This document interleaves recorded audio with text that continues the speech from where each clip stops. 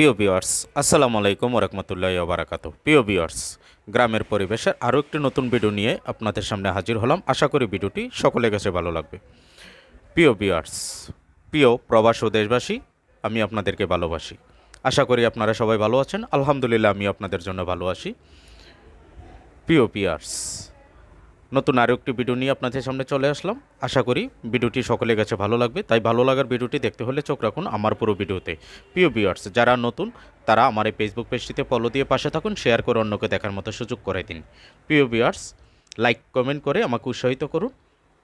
ইনশাল্লাহ এগিয়ে যাব আপনাদের ভালোবাসা নিয়ে অনেক দূর। প্রিয় ভিউয়ার্স, আজকে দেখাবো গ্রামের সুন্দর একটি পরিবেশ।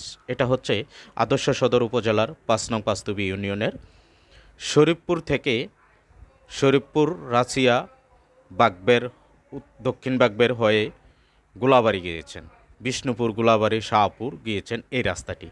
ঠিক এমনিভাবে পাঁচতুবি ইউনিয়নের সকল রাস্তার দুই পাশে এভাবে গাছ লাগিয়ে সুন্দর একটি পরিবেশ করেছেন আমার বাবা, আমার আব্বু মরহুম প্রভাষক ডাক্তার রফিকুল ইসলাম সাহেব ২০০৪ সালে সামাজিক বন বিভাগ থেকে অনুমতি এনে ঠিক তেমনিভাবে সাজিয়েছেন গাছে গাছ লাগিয়ে। এভাবে গাছগুলো প্রতিটা গাছে ৩ থেকে ৪ বার করে লাগানো হচ্ছে, কারণ অনেক ক্ষেতগৃহস্থের মালিকরা হয়তো ছাগল দিয়ে, হয়তোবা গরু দিয়ে, হয়তোবা নিজে তুলে ফালাই দিছেন, গাছগুলো হইতে দেন নাই। কিন্তু শেষে আমার আব্বু চিন্তা করলো কিভাবে গাছকে টিকানো যায়। তখন উনি নির্দিষ্ট জায়গা দিয়েছেন, এই জায়গা থেকে এই জায়গা পর্যন্ত একজন লোক পাহারা থাকবে। এভাবে রাত দিন ২৪ ঘন্টা পাহারা দেওয়ার লোক রেখে নিজের পকেট থেকে বেতন দিয়ে তারপরে উনি সাজিয়েছেন পুরো ইউনিয়নকে সুন্দরভাবে গাছে গাছ লাগিয়ে।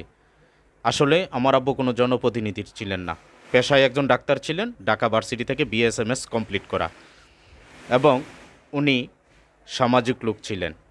তাই আমার আব্বু সবসময় চেষ্টা করতেন কিভাবে মানুষের উন্নয়নে কাজ করা যায়, কিভাবে সমাজকে সুন্দর রাখা যায়।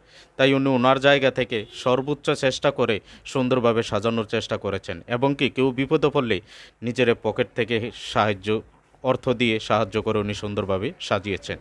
যখন গাছ নিয়ে কেউ চিন্তাও করে নাই, তখন আমার আব্বু চিন্তা করেছেন কিভাবে রাস্তাঘাট সাজানো যায়, কিভাবে পুরো ইউনিয়নকে গাছে গাছে সবুজের প্রাকৃতিক দেশ হিসেবে গড়া যায়। তাই ইউনিয়নটাকে সুন্দরভাবে সাজাইছেন। কিন্তু আমার আব্বুর স্বপ্ন ছিল একবার উনি জনপ্রতিনিধি হবেন। তাই সেই স্বপ্নকে বাস্তবায়ন করার জন্য ২০১১ সালে চেয়ারম্যান ইলেকশন করার জন্য প্রস্তুতি নিয়েছেন। কিন্তু দুর্ভাগ্যক্রমে আমার আব্বুর হায়াতে কুলায় নাই, পৃথিবী থেকে চিরবিদায় নিয়ে চলে গেছেন। তাই আমার আব্বুর জন্য সকলে দোয়া করবেন, আল্লাহ যেন আমার আব্বুকে জান্নাতবাসী করেন। এটা হচ্ছে শিবির বাজার থেকে নিসুমপুরের রোড। শিবির বাজার, শরীফপুর, খিলপাড়া এগুলো হয়ে নিচুমপুর যায়। এটা হচ্ছে নিসুমপুরের রোড। দেখেন রাস্তা কিভাবে গাছে গাছে ভর্তি, সুন্দরভাবে সাজিয়েছেন আমার আব্বু। এভাবে রাস্তার দুপাশে গাছ লাগিয়ে এই গাছগুলো আমাদের অনেক উপকারে হয়েছে। আমাদের যেমনি বেশি উপকার হয়েছে, ঠিক তেমনি বেশি, তার চেয়ে বেশি উপকার হয়েছেন সরকার এবং জনগণের, পশু পাখির। এই যে দেখেন পাথর, কোথাও আশেপাশে কোনো ঘরবাড়ি নেই, অনেক দূরে দূরে ঘরবাড়ি। যখন শ্রমিকরা পাথরে হালিল ধান লাগাইতে আসেন এবং কি তরি তরকারি করতে আসেন, তখন তারা যে একটু ছায়ার নিচে বসবে সেই সুযোগটা কখনোই ছিল না। যাক, আমার আব্বু গাছগুলো লাগানোর কারণে গাছের নিচে সুন্দর একটি ছায়া এবং কি প্রাকৃতিক বাতাস, যা বসলেই প্রাণ জুড়িয়ে যায়। তাই আমি এখন এই রৌদ্রের সময় আমি বাইর হয়েছি, বাইর হইয়া এগুলো একটু ভিডিওর মাধ্যমে আপনাদেরকে দেখানোর চেষ্টা করলাম যে আমার আব্বু আসলে অনেক কাজ করেছেন।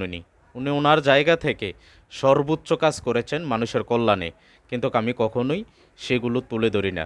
চেষ্টা করতেছি এখন থেকে আমি সব কিছু আমার বাবার কল্যাণের, যে মানুষের কল্যাণে যে কাজগুলো করতো, ওই কাজগুলো আমি সকলের সামনে তুলে ধরবো।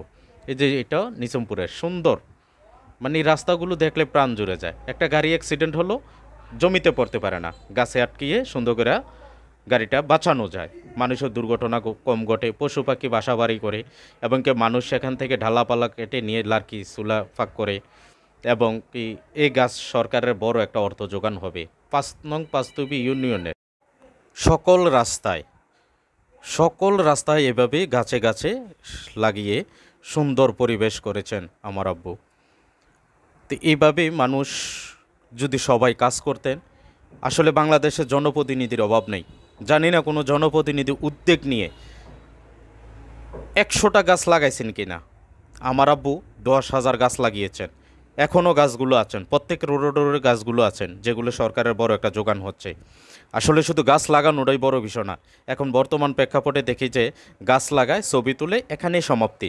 আসলে গাছ লাগিয়ে ছবি তোলার বড় বিষয় না, বিষয় হচ্ছে গাছ লাগাইয়ে গাছকে যত্ন করতে হবে, যত্ন করে তারপর গাছকে বড় করতে হবে, তাহলেই সেই গাছ হবে সুন্দর আমাদের এই দেশের জন্য।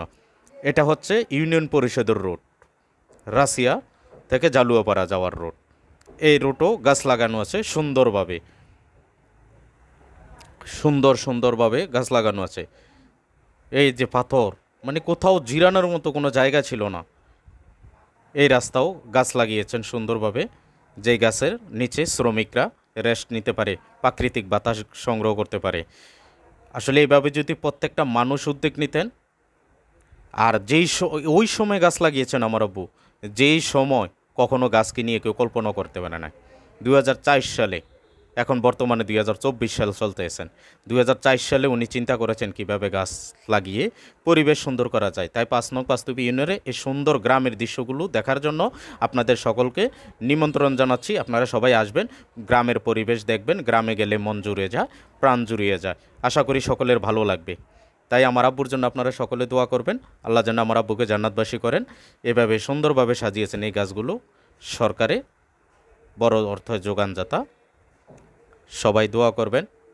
আর গাছ লাগিয়ে ছবি তোলাটাই বিষয় না, ছবি তুলবেন না, প্রয়োজনে গাছ লাগিয়ে আগে গাছ বড় করে এইভাবে দেখানোটাই হচ্ছে বুকের পাটা। তাই আমি আমার বাবার লাগানো কষ্টের গাছগুলো ভিডিওর মাধ্যমে তুলে ধরলাম আপনাদেরকে দেখানোর জন্য। আশা করি সকলের কাছে ভালো লাগবে। তাই এই গাছ থাকলে আমাদের এই হয়তো রোদের তাপমাত্রা এত বেশি পেতাম না।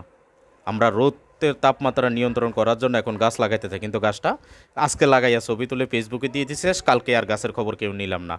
এরকম অনেক দেখছি, গাছ লাগাইয়া ছবি তুলে দিছে, কিন্তু পরবর্তীতে আর গাছের খবর কেউ রাখে নাই। তাই আর বেশি কিছু বললাম না, সবাই দোয়া করবেন আমার আব্বুর জন্য। সামনে দেখা হবে অন্য কোনো ভিডিওতে, সেইটুকু সময় পর্যন্ত ভালো থাকেন, সুস্থ থাকেন, আমার জন্য দোয়া করবেন, আমার আব্বুর জন্য দোয়া করবেন, আল্লাহ যেন আমার আব্বুকে জান্নাতবাসী করে।